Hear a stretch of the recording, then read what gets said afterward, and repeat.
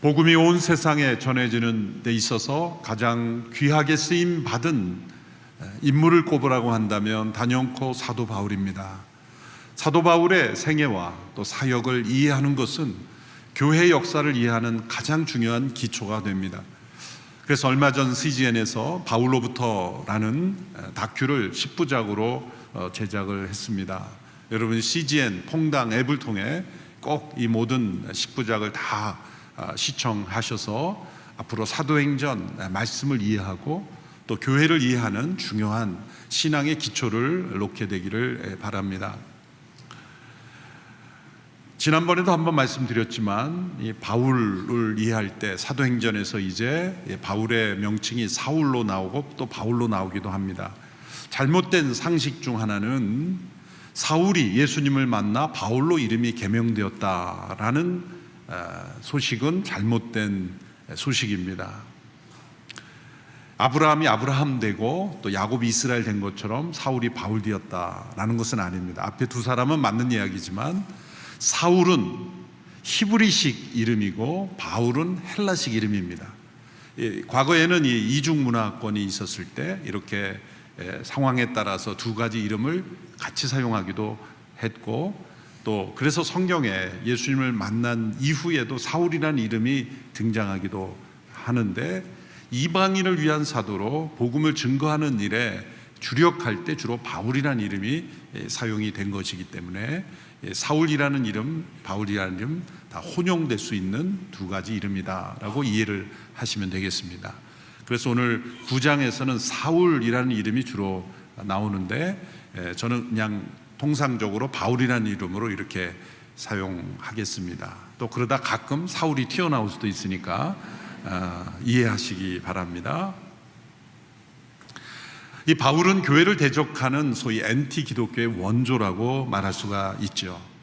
스데반이 돌에 맞아 죽게 되는 일에 주동적인 역할을 하였을 뿐만 아니라 지극히 당연한 일로 또 정당한 일로 여기는 사람이었습니다. 스데반의 죽음 이후로 소수의 사도들을 제외하고는 예루살렘의 성도들이 다 흩어져 떠났습니다. 그러나 바울은 거기에 만족할 수가 없었습니다. 바울은 흩어져 주변 도시에 가 있는 그러한 믿는 그리스도인들까지도 예루살렘에 데려와서 스데반처럼 처형을 해야 된다라고 믿었던 사람입니다. 그들까지도 다 제거하려고 했던 것이죠. 그것이 하나님께 대한 충성이요 올바른 믿음이라고 생각했기 때문입니다. 그래서 당시에 가장 많은 그리스도인들이 흩어져 있는 다메섹, 오늘의 다마스커스, 시리아의 한 도시죠. 그곳에 가서 예수님 믿는 이들을 잡아오려고 대제사장으로부터 권위를 위임받는 그러한 증서를 요청할 정도였습니다. 그러니까 대제사장과 산헤드린이 결정을 해서 바울에게 지시하여 그것을 집행하도록 지시한 것이 아니라 바울이 기획을 해서 기한을 해서 대제사장의 위임을 받아서 다른 도시까지 가서 예수 믿는 사람들을 데려와 처벌하려는 그런 계획을 실행했다는 것입니다. 바울은 그 당시에 어느 유대인보다도 가장 강한 열정을 가지고 예수님을 믿는 이들을 핍박하는 데 앞장섰던 것입니다. 바울이 왜 이렇게 가장 강한 열정으로 이런 일을 하고 있을까요? 스데반의 죽음을 바라보면서 바울은 충격을 받았을 것입니다. 보통 사람 같으면 돌에 맞아 죽는 그 상황 가운데 자신의 생명만은 좀 살려달라, 그리고 그 죽음의 위협 앞에서 두려움에 사로잡혀야 마땅할 텐데 스데반의 얼굴의 모습에는 천사의 얼굴이 나타났다고 했죠. 평온할 뿐만 아니라 온유하고 겸손했을 뿐만 아니라 더 나아가 자신에게 돌을 던지는 사람들에게 용서를 간구하는 그 기도를 하는 모습을 보고 바울은 충격을 받았을 겁니다. 후에 그가 주님을 만난 이후로 3년 동안 아라비아 광야에 있을 때 이 스데반의 죽음의 모습을 그는 떠올렸을 것이며 그 스데반의 기도가 바로 자신을 변화시킨 중요한 통로가 되었다고 그는 확신했을 겁니다. 그러나 이 시점에서 그는 스데반의 그 죽음의 모습이 바울로 하여금 더 자신으로 하여금 이러한 일에 몰두하도록 만드는, 심리적으로마저 일종의 오버액션을 만드는 거죠. 과잉 행동을 만들게 되는 원인이 되었을 겁니다. 스데반이 빌면서 그렇게 죽음을 두려워하며 죽어갔더라면 한편으로는 심리적인 만족감이 주어졌을 텐데, 스데반의 죽음의 모습이 도리어 자신이 잘못됐다라고 생각하기에는 너무나 담대하고 온유하고 겸손한 모습이었기 때문에 자신의 잘못을 인정하지 않고 도리어 자신이 향하고 있는 방향을 정당화하고 싶어서 더 강하게 열정적으로 그 방향으로 나가는 것입니다. 우리가 지금 세상에서도 많이 일어나는 일이죠. 사건의 옳고 그름을 따지기보다 자신이 가기로 결정한 그 방향을 정당하기 위해서 옳고 그름보다 더 중요한 것은 내가 선택한 길이라는 것이 더 중요한 것입니다. 그래서 자신이 하고 있는 일을 정당하고 합리화하는 일들이 많이 세상에서 일어납니다. 바울은 바로 그 길을 가고 있습니다. 그래서 다메섹까지 가서 예루살렘에서 북동쪽으로 240km 이상 떨어진 일주일이나 가야 되는 그 거리까지 가서 예수님 믿는 이들을 붙잡아 데려와서 처형하려는 계획을 지금 실행하고 있는 것입니다. 오늘 본문 1, 2절에 그 내용을 이렇게 나옵니다. 한편 사울은 여전히 주의 제자들을 위협하며 그들을 죽일 기세로 대제사장에게 나아가 다메섹의 여러 회당들에 써보낼 공문을 요청했습니다. 거기서 그 도를 따르는 사람을 만나기만 하면 남자와 여자를 가리지 않고 잡아다가 예루살렘으로 끌고 오기 위해서입니다. 사도 바울이 주도적으로 계획을 세웠고 대제사장의 공문을 받아 회당마다 다니면서 예수 믿는 이들을 처벌하기를 원했던 것입니다. 후에 그가 아그리빠 왕에서 자신을 변증하면서 이 당시의 일을 회고하면서 더 자세하게 설명하는 내용이 사도행전 26장에 나옵니다. 사도행전 9장과 사도행전 26장은 서로 병행으로 함께 읽을 수 있는 말씀이고 26장에 훨씬 더 자세한 내용이 나옵니다. 26장 9절에 11절을 보면 이때의 상황을 바울이 이렇게 다시 설명합니다. 저도 한때는 나사렛 예수의 이름을 반대하기 위해서라면 무엇이든 다 해야 한다고 확신했던 사람입니다. 제가 예루살렘에서 했던 일이 바로 그런 일입니다. 대제사장의 고난을 받아 많은 성도들을 감옥에 가두었고 그들이 죽임을 당할 때 찬성했습니다. 여러 회당들을 다니며 그들을 여러 번 처벌했으며 강제로 그들에게 모독하는 말을 하도록 했습니다. 그들에게 격분한 나머지 다른 나라 도시까지도 찾아가 핍박했습니다. 이 바울의 고백들을 보면 많은 성도들을 가두었다 그랬고 여러 회당들을 다니며 여러 번 처벌했다. 그것은 스데반의 일만이 아니라는 거죠. 여러 회당들을 다니며 여러 번 스데반을 처형한 것과 같은 일들을 반복해서 했다는 겁니다. 그런데 마지막 구절에 보면 격분한 나머지, 그들에게 격분한 나머지, 이 격분했다라는 것은 왜일까요? 마땅한 처벌을 하는데 왜 격분까지 하는 걸까요? 스데반만이 그러한 모습이 아니었다는 거죠. 처벌을 하는 그 그리스도인들의 모습 속에서 죽음을 두려워하고 그리고 살려달라고 간청하고 그렇게 약자의 모습이 보여야 될 텐데 그들은 담대했고 또한 겸손했고 온유했고 도리어 용서와 화해와 평화의 모습으로 죽어가는 그 모습을 보면서 바울은 더 화가 난 거예요. 더 격분한 겁니다. 이것은 왜곡된 감정이죠. 옳지 않은 일을 하고 있는 사람들이 자신이 옳지 않다는 걸 인정하지 않고 도리어 더 격분하며 분노하는 그 모습입니다.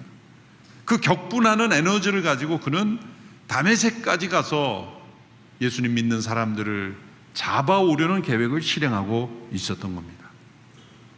충격적인 사실은 이러한 핍박자, 이러한 격분하고 있는 사람을 부활하신 예수님께서 증인으로 찾아오셔서 부르셨다는 것입니다.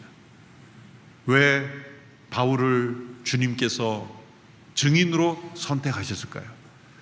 그가 구약의 해박한 율법 지식을 가지고 있었기 때문일까요? 아닙니다.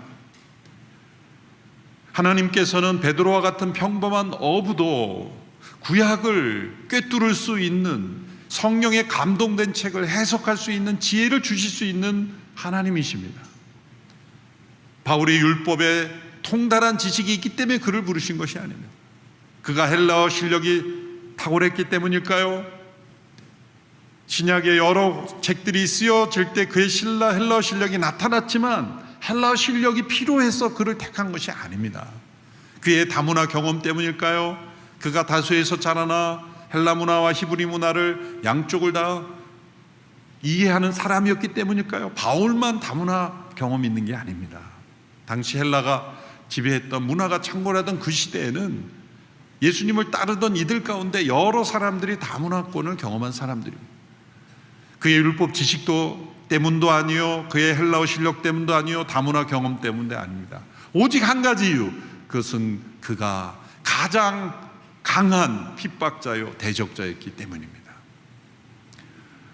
당시에 가장 열정적으로 일했던, 대적했던 핍박자를 부르신 이유가 무엇일까요?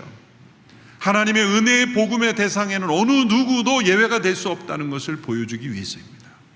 하나님의 사랑에 풍성한 그 사랑이 베풀어지는 데는 어느 누구도 예외가 될 수 없다는 것을 보여주기 위해서입니다. 하나님의 은혜와 긍휼이 얼마나 풍성한지를 보여주는 샘플로서 바울을 사용하고 계신 것이죠. 그래서 사도 바울이 그의 서신서에서 반복되는 고백이 뭡니까? 은혜가 풍성하신 하나님, 긍휼이 풍성하신 하나님, 자비가 풍성하신 하나님. 이 풍성한 은혜와 긍휼이 반복되는 까닭은 자신의 체험을 통해서 나타난 것입니다. 핍박자였던 바울을 증인으로 부르신 예수님께서 산상수훈에서 말씀하신 그 말씀을 지키시고 행하신 것입니다. 산상수훈에 예수님께서 뭐라고 말씀하셨습니까? 너희를 핍박하는 자를 위하여 기도하고 축복하라. 예수님은 말씀만 하시는 분이 아니라 말씀하신 바를 행하신 분입니다. 산상수훈은 나도 잘 행하지 못하지만 우리 함께 노력해보자, 그런 말씀이 아닙니다. 산상수훈은 예수님이 다 행하신 일들을 보여준 것이고 천국의 윤리를 보여주신 것이죠. 핍박자를 증인으로 부르심으로 복음의 풍성함이, 은혜의 그 놀라움을 보여주기 위해서 그를 택한 것입니다. 다메섹 가까이 도착했을 때 바울은 이제 다메섹에서 일어날 일을 계획하며 생각하고 있을 때 주님께서 강렬한 빛과 함께 그를 찾아오셨습니다. 3절에서 6절의 말씀을 보십시오. 사울이 길을 떠나 다메섹 가까이 도착했을 때 갑자기 하늘에서 빛이 비쳐 그를 둘러쌌습니다. 사울이 땅에 쓰러졌습니다. 그때 그는 사울아 사울아 내가 왜 나를 핍박하느냐 하는 음성을 들었습니다. 사울이 주여 누구십니까? 라고 묻자 나는 내가 핍박하는 예수다. 지금 일어나 시내로 들어가거라. 내가 해야 할 일을 일러줄 사람이 있을 것이다 라고 대답하셨습니다. 하늘로부터 강렬한 빛이 임했습니다. 이 빛은 정오의 태양빛이 아닙니다. 태양빛을 눈으로 봐도 우리가 쳐다볼 수 없을 만큼 강렬한데 그 빛과 비교할 수 없는 강렬한 빛, 이것은 빛의 근원이신 하나님으로부터 직접 오는 빛이죠. 여러분, 이 지구를 덮고 있는 이 빛이 태양으로부터 오는 것 같지만 빛의 근원이 태양이 아닙니다. 태양은 빛의 반사체, 발광체일 뿐입니다. 빛의 근원으로부터 우리가 그 빛을 받을 수 없기에 그 빛을 통과하여 발광하는 발광체를 통해 우리의 간접적으로 빛을, 우리의 안전을 위해서 그렇게 주시는 것뿐이죠. 그런데 강렬한 그 빛이, 태양보다 더 강한 빛이 바울에게 비추어졌을 때 앞을 보지 못하는 일이 일어났습니다. 어느 누구의 말도 듣지 않고 스스로의 힘으로는 자신이 가진 신념과 편견과 고집으로부터 벗어나지 못한 사람에게는 때로 이러한 초자연적인 사건이 필요하기도 합니다. 그에게 비춰진 빛은 그의 눈을 멀게 할 뿐만 아니라 그의 영혼까지 비추었습니다. 바울은 이 빛을 하나님의 영광의 빛이라고 불렀습니다. 후에 그가 고린도서를 쓸 때 고린도후서 4장 6절에 이런 고백을 하죠. 어둠에서 빛이 빛이라고 명하신 하나님께서 우리의 마음에 예수 그리스도의 얼굴에 있는 하나님의 영광을 아는 빛을 비추셨기 때문입니다. 우리가 예수님을 믿게 된 것, 이 하나님의 영광의 빛이 비추어졌기 때문입니다. 우리가 어둠 속에 있다는 것을 어떻게 깨달았을까요? 빛이 임하셨기 때문입니다. 요한일서에는 하나님은 빛이시라 말씀하셨습니다. 빛의 근원입니다. 모든 에너지의 근원을 따지고 들어가면 과학적으로 빛이 아닙니까? 빛이 없으면 세상은 존재할 수 없어요. 모든 에너지의 근원은 빛이십니다. 하나님이 빛이시라고 말씀하셨기에 하나님이 만물을 창조하셨고 만물을 통치하시는 그 하나님께서 빛의 근원이시기 때문에 빛을 비추어 주심으로 만물이 존재하는 거예요. 그런데 그 빛은 물리적인 빛만이 아니라 우리의 영혼까지 비치는 빛이 비추어졌을 때 우리의 영혼의 어둠이 드러나고 우리는 그 하나님 앞에 회개하며 나올 수 있는 것입니다. 어둠 속에 있을 때는 우리의 옷이 더러운지 우리의 몸이 더러운지 잘 모르죠. 밝은 빛 가운데 나올 때 내 몸이 더럽다는 것을 그때야 비로소 깨닫지 않습니까? 어두운 길을 운전하고 가다 보면 때로 주변 빛 때문에 자신의 차에 전조등이 꺼져 있다는 것을 깨닫지 못하고 그렇게 운전할 때도 있잖아요. 그러다가 막다른 길, 홀로 가는 길을 갈 때 내 차에 전조등이 꺼져 있구나를 깨달을 때가 있습니다. 빛이 비춰져야 우리의 영혼의 어둠이 드러나는 겁니다. 저와 여러분이 어떻게 예수님을 믿게 됐습니까? 하나님을 아는 빛을 비추어 주셨기 때문입니다. 아직도 그 빛이 임하지 않은 사람은 나는 의롭고 나는 완전하고 나는 자신을 믿을 수 있는 존재라고 여깁니다. 그러나 이 빛이 비추어진 사람은 나는 믿을 수 없는 존재고 나는 더럽고 추악한 존재이고 나는 예수님의 십자가의 은총이 없으면 나는 살아갈 수 없는 존재라고 인정하는 사람들입니다. 바울이 그리 빛으로 인해서 깨어진 거죠. 예수님은 그를 빛으로 무너뜨렸지만 인격까지 무너뜨리진 않으셨죠. 너무나 인격적으로 찾아오셨습니다. 사울아 사울아 두 번 부르죠. 구약에서도 사무엘아 사무엘아 두 번 부르시듯 이 두 번 부르신 것은 인자한 친밀한 부르심입니다. 왜 나를 핍박하느냐? 사울아 사울아 왜 나를 핍박하느냐? 바울은 이 질문을 들었을 때 깜짝 놀랐을 거예요. 자신은 예수 믿는 따르는 사람들을 핍박했고 부활하신 예수님이 살아계시다는 것도 믿지 않았기 때문이죠. 대제사장들이 군병들에게 돈을 주며 예수님의 제자들이 시체를 훔쳐갖고 부활한 것처럼 그렇게 거짓말을 퍼뜨린 것을 바울은 믿고 있었을 겁니다. 예수님의 제자들이 거짓말을 하고 있다고 생각했을 겁니다. 예수님의 시체를 어디다 훔쳐놓고 부활한 것처럼 꾸미는 이들이었기 때문에 이 거짓말하는 이들은 하나님의 이름으로 처형해야 된다고 그렇게 믿고 지금 행동하고 있는데 왜 나를 핍박하느냐라는 그 음성을 들었을 때, 나는 내가 핍박하는 예수라는 음성을 들었을 때 그가 얼마나 충격적이었을까요?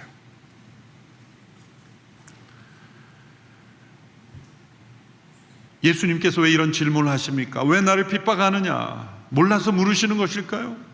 하나님께서 숨어있는 아담에게 아담아 내가 어디 있느냐 질문하신 것은 어딘지 몰라서 물으시는 것일까요? 아닙니다. 인격적인 질문을 던지시는 겁니다. 스스로 생각하고 스스로 판단하여 돌이키도록, 자유의지를 통해 돌이키도록 기회를 주시는 것입니다. 얼마나 인자하고 인격적인 주님의 접근입니까? 사도행전 26장에 보면 9장에 기록되지 않은 바울이 이때 들은 예수님의 음성을 더 자세하게 고백합니다. 26장 15절에서 17절의 말씀은 우리 같이 한번 읽어보겠습니다. 시작. 그래서 제가 물었습니다. 주여 당신은 누구십니까? 그러자 주께서 대답하셨습니다. 나는 내가 핍박하는 예수다. 이제 일어나 똑바로 서거라. 내가 네게 나타난 것은 너를 내 일꾼으로 삼아 내가 본 것과 앞으로 내가 내게 보여줄 것을 사람들에게 증언하도록 하기 위함이다. 내가 이 백성과 이방 사람들에게서 너를 구원해 이방 사람들에게로 보낼 것이다. 내가 너를 일꾼으로 삼을 것이다. 나의 증인이 될 것이다. 특히 너는 이방 사람들에게 보내진 증인이 될 것이다. 핍박자를 증인으로, 특히 이방인을 위한 증인으로 부르신 것입니다. 주님은 당신 자신과 당신을 따르는 교회를 핍박하는 이에 대한 복수가 아니라 일꾼으로 부르심으로 은혜로 그를 변화시키신 것입니다. 바울이 눈이 멀어 3일 동안 아무것도 먹지 못하고 있을 때, 그가 기도할 때 이 체험을 통해 부활하신 예수님에 대한 제자들의 증거가 사실이며 그들이 틀린 게 아니라 자신이 틀렸다는 것을 인정하는 3일의 기간이었으며, 그리고 자신이 과거에 알았던 구약의 모든 지식을 관통하는 그러한 성령의 충만한 임재하심으로 부활하신 예수님을 깊이 만나 주님의 사도로 부름을 받는 체험을 하게 됩니다. 후에 바울이 3년 동안 아라비아에서 모든 것을 다시 정리하는, 신학적으로 정리하는 기간을 가지지만 이 3일간의 이 체험도 충분한 기간이었던 겁니다. 바로 그때 부활하신 주님은 다메섹에 있는 아나니아라는 제자를 바울에게 보내어 바울의 눈을 치료해 주는 일을 하도록 부르십니다. 11절에서 12절의 내용이죠. 아나니아에게 주시는 말씀입니다. 너는 어서 고든 길이라고 부르는 거리로 가거라. 그곳에 있는 유다의 집에서 다소 사람 사울을 찾아라. 지금 그가 기도하고 있다. 그는 환상 가운데 아나니아라는 사람이 와서 자기의 손을 얹어 다시 보게 해주는 것을 보았다. 이 말씀에 아나니아가 어떻게 대답했을까요? 주님, 알겠습니다, 곧 가겠습니다 라고 했을까요? 아닙니다. 주님, 이 사람 제가 압니다. 이 사람에 대한 소문 벗어났습니다. 이 사람 때문에 지금 다메섹에 피신하에 온 사람들이 많습니다. 이 사람 아주 고약한 사람입니다. 그런 메시지를 드린 거죠. 이 사람에 대한 정보가 우리도 다 알고 있습니다. 해를 맞이 끼친 사람입니다. 이곳에 온 것도 우리를 잡으러 온 것입니다. 이 대답은 어떤 대답입니까? 주님, 안 되지 않습니까? 라는 뜻이죠.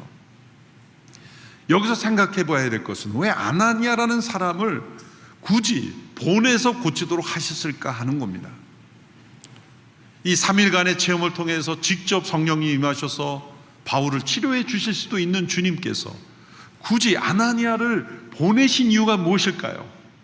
만일 아나니아라는 사람이 가서 그도 주님의 음성을 듣고 그리고 그를 고쳐주는 과정이 없었다면 바울이 혼자 이 체험을 하고 혼자 고침을 받아서 예수님을 전한다고 하면 누가 믿어주겠습니까? 같은 그리스도인들끼리 안 믿었을 겁니다. 증인이 필요한 거죠. 왜 아나니아를 택했을까? 아마도 아나니아는 그 다메섹에 있는 그리스도인들 가운데 중요한 리더 격이었을 거죠. 그러니 바울에 대해서도 부정적인 반감으로 가득 차 있는 사람 중에 한 사람이었을 겁니다. 바울에 대하여 안 좋은 감정을 가지고 있는 사람 중에서 제일 의견이 강한 사람 중에 뽑았을 가능성이 높아요. 그 아나니아를 또 부르셔서 가라, 그를 위해 기도해 주라. 그래서 바울이 사역을 할 수 있는 증인이 되어주는 그런 일도 주님께서 열어주신 거죠. 그럼에도 불구하고 바울을 끝까지 믿지 않고 바울을 괴롭힌 이들도 있습니다.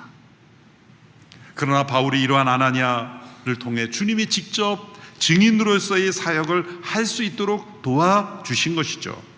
아나니아에게 또 이렇게 말씀합니다. 아나니아가 못 가겠다는 말씀을 하니까 15절 16절에서 이렇게 말씀하죠. 가거라. 이 사람은 이방 사람들과 왕들아 이스라엘 사람들 앞에서 내 이름을 전하도록 선택한 내 도구다. 내 이름을 위해 그가 얼마나 많은 고난을 당해야 될지 내가 그에게 보여줄 것이다. 가라. 완강하게 가지 않으려는 아나니아의 마음을 깨트리면서 가거라. 이는 내가 내 이름을 전하도록 택한 나의 그릇이고 이방인을 위하여 많은 고난을 받게 될 것이다. 그래서 아나니아가 순종하여 가서 바울의 눈을 고쳐주는 역사를 일으켜 주셨습니다. 하나님께서 이렇게 복음 증거자로 택하신 사람은 은사를 주십니다.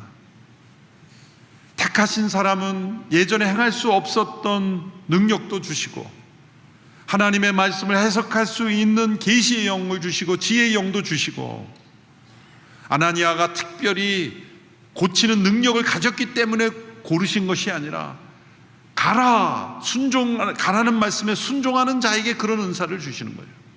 사도 바울 또 부르신 자이기 때문에, 바울이 그런 능력이 있기 때문에 부르신 것이 아니라 이방을 위한 사도로 핍박자였던 그를 증인으로 부르셨기 때문에 하나님께서 그에게 지혜와 계시의 영도 주시고 신유의 은사도 주시고 놀라운 예언의 영도 부어주셔서 복음을 전하는 일로 쓰임받게 하신 것입니다. 한국교회에도 바울의 회심과 같은 사건이 있었죠. 한국교회 최초로 안수받은 7분의 목사님 중에 한 분이 이기풍 목사님이십니다. 이분은 가난한 농민의 아들로 태어나서 사회적 지위나 또 돈이나 권력을 가진 사람에 대한 지극한 반감을 가지고 있었던 분이었습니다. 그러나 학문적인 능력도 있던 분이었습니다. 특별히 서양 선교사님들에 대해서는 반감이 심했죠. 그래서 평양시대에서 전도하던 사무엘 마페 선교사님 얼굴에 돌을 던져서 턱을 부숴버리는 그러한 나쁜 일도 행했습니다. 그러나 마페 선교사님이 사랑과 인내, 온유와 용서로 대해주셨습니다. 어느 날 이분이 꿈을 꿨는데 꿈에서 바울이 듣던 음성과 같은 음성을 듣습니다. 기풍아, 기풍아, 내가 왜 나를 핍박하느냐? 너는 나의 택한 증인이다. 이 음성을 꿈에 듣고도 그는 변화되지 않았어요. 무시했습니다. 당시 청일전쟁이 일어나 원산으로 잠시 피해가 있을 때, 그때 원산거리에서 스왈렌 선교사라는 분이 거리전도를 하면서 이기풍을 만납니다. 그러면서 죄를 회개하고 예수님 믿으라는 그 강렬한 음성에 번개를 만든 듯한 그런 느낌으로 이 이기풍 목사는 회심을 하게 됩니다. 그리고 평양으로 돌아와 예수님을 믿고 사무엘 마페 선교사님을 도와 함께 장대현 교회를 섬기게 되죠. 그 이전에는 장대현 교회를 건축한다는 그 소식을 듣고 깡패들을 동원해서 그 건축 현장을 부숴버리는 그러한 나쁜 짓도 했던 사람인데, 이제 마페 선교사님을 도와 함께 장대현 교회를 섬기게 되고 1907년 평양 대부운동이 일어났던 그 해에 7명의 최초의 목사 안수자 중 한 사람이 되었죠. 그래서 그분은 저 제주도까지 가서 복음을 전해, 제주도에가 이기풍 그 선교 기념관도 있죠. 한국의 사도 바울처럼 복음 증거자로 사용하신 겁니다. 부활하신 주님은 지금도 살아계셔서 복음을 대적하고 교회를 핍박했던 이들을 돌이켜서 증인으로 사역하시는 일을 행하고 계십니다. 혹 주변에 여러분들이 예수 믿는 것을 방해하고 핍박하고 또 심각하게 엔티적인 발언하고 그러면 조용히 말씀해 주세요. 주님이 당신을 부르셔서 귀한 증인으로 사용하실 것 같습니다. 바울도 그랬고 이기풍이라는 분도 그랬고 그런 일들이 많습니다. 그런데 그런 분들은 고난도 많이 받으시더라고요.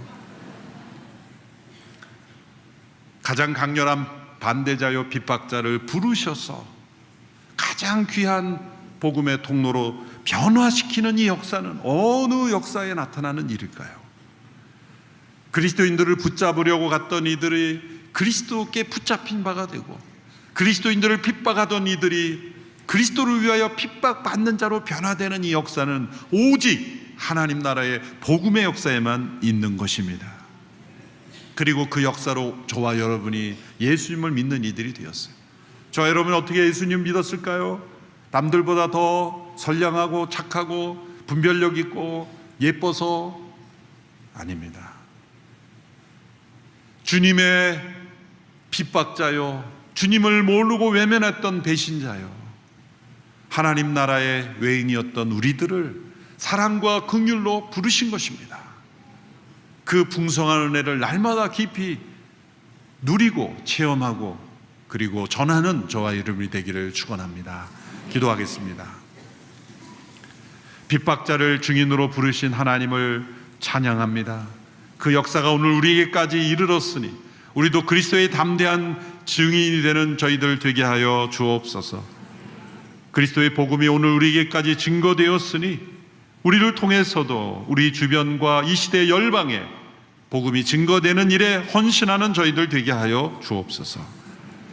예수님의 이름으로 기도하옵나이다. 아멘.